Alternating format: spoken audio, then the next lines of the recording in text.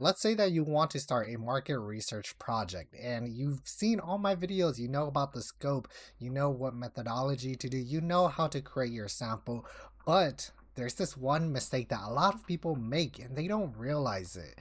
This mistake had cost millions and millions of people dollars and they had not realized it until after the fact that they did data analysis. Let me tell you what that is, and it's simply this: it's defining what you mean. And what does that exactly mean when I say that? And so when we think about words, English, right, we speak it and we think that there's this general understanding of what words is. That's why we have the dictionary. Generally, everyone should have the same definition, but what we learn in linguistics, English and everything, but also in philosophy, psychology, and sociology, what we define as things can be different from person to person. Everyone has different definition of things. And so if I ask you what you think about this product, if you like it, if you find it impactful, if you find it life-changing, we might think it of life-changing as, wow, this product does me a lot. I can use it in 5 different ways. And they rate it a 6 out of 7. And good for us. But for the person taking the survey, or perhaps you're surveying your customer, they might define life changing instead as, yeah, it does one thing and it leads to this major outcome that I wanted from the problem. It doesn't solve 5, 6 things, but instead, those problems are being dealt with a different product or by someone else, by something else. I just need this product specifically for this one thing, and that one thing caused a big problem and has caused me an impact.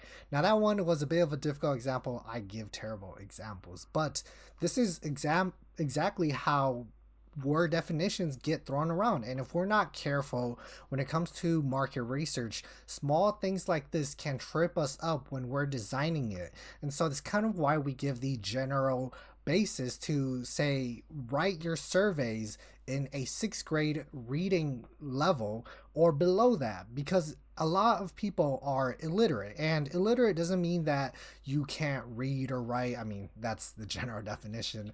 But when we think about illiteracy in terms of market research, a lot of what we're talking about is people don't know their terms. And so, let's say, for example, someone who's not super familiar in the IT space, specifically in website design or even app usage, you might do some market research to understand how someone is utilizing your app, how they're using it, what their experience is, if they really enjoy the interface. You might say, how would you rate the UI UX on a scale of 0 to 10, right? But the person doesn't know what UI UX is. And that's really basic. Anyone who ever went to a business college or knows a bit about design always hear the words UI UX. But think about the usual customer. They will never, ever, ever hear those acronyms and terms, and they don't know what you mean. Now, that seems really obvious, but there's a bit of more simple things that people tend not to realize. So, for example, if we work in the food industry, we typically call that the CPG industry, the consumer packaged goods. But if you just say CPG, people don't know what you're talking about. They're not going to think about your typical cereals, your frozen meals, your chips and snacks. Instead, they're going to say, what is CPG? Consumer packaged goods. Well, does that includes your everyday life essential staples like medicine, like makeup, I don't know, things that are in the health, right?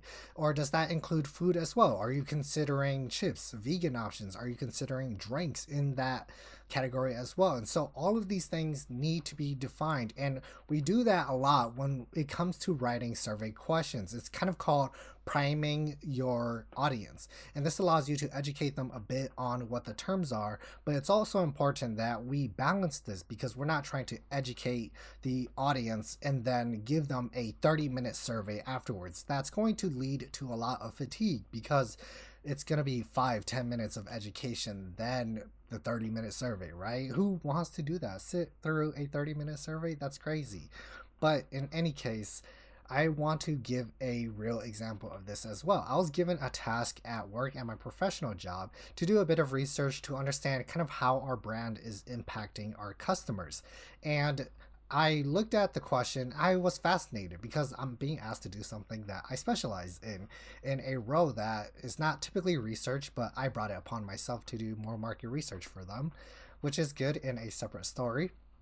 But they had asked me this question, and I went looking around secondary sources, and primarily it's not something that's you can readily find online available. And of course, I'm a big advocate for secondary sources on published papers, things that are free, looking at market research databases. But if you look at all the sources that were out there, there was nothing that ever mentioned about this industry and the specific impact that it had on customers. And it was a bit tricky because each customer that your company has, they die. And so it was difficult to kind of pinpoint, well, what exactly is the impact on a national level as well.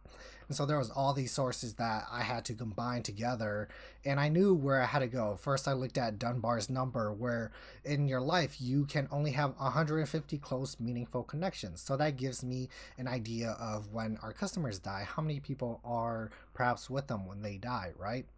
And so it has to be less than 150, but we're not going to have 150 people in our hospital bed, right?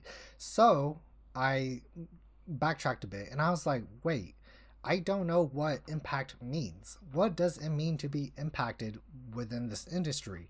And so I defined it. I gave it a really simple definition, something that's really easily conceivable by leaderships because they're going to be reviewing this as well. And you're going to need it to justify the data that you get.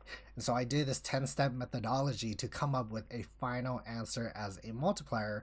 And we could take that number and multiply it with how many customers that we have ever dealt with in a lifetime and determine the widespread of positive impact that we had made on a society on a national level. And so things like that can be really crazy. You can do huge research, even based on secondary research that I just did, and things that will elevate it would be your primary research.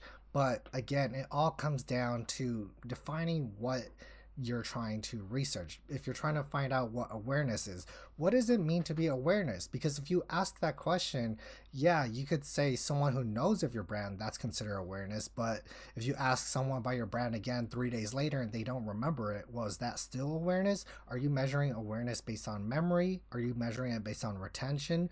Are you measuring it based on top of mind? All these things have been considered as awareness, but for your specific research project, it shapes your methodology in how you essentially research your participants. But let's say you're looking at price. Well, what does price exactly mean? Is it perhaps the discount or perhaps the label that you give it? There's all these different things, and it comes down to your strategy at the end of the day and will guide everything you do in a research.